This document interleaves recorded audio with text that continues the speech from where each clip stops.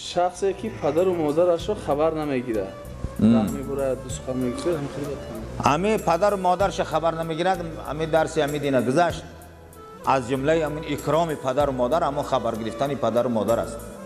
و صاحبهما فی الدنیا معروفا، یعنی به دنیا به نیکی به آنها زندگی کن، چی میخری آنها را بخوران، چی میخری. او اگر باید که در همون صاحبهما فی الدنیا همون میخوردگی خود پدر مادرت بخورن، آخی تو قطعی زنت علاحده بخوری، اونا را ندونه که پدرت که تو مرغ بریان میخوری و جرکاو، او بیچاره دیگه چقدر مست عمل میشه، چقدر حرمتی او بجا میاره.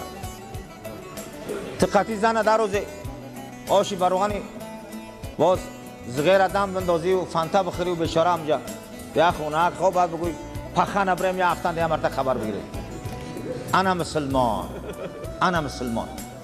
این نرخر او پدری که 80 سال ترکتک از او پخانه او بطره نمیگو ای قبلگاه جان سید و رهبری من، تو مولای من خاکی پای تو که تو من شرفی من آبر.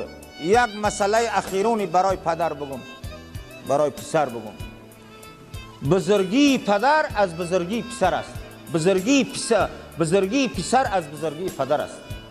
چند مقداری که پدر بزرگ است پسری میشیدگی هم قدر بزرگ میشه. بفهمه که من چند قیم محترمم یا گردی از همه خاک پای پدرم، بیده همه خاک زیادتر دادید آم بمالم. آنه خدا همه ما و شما را توفیق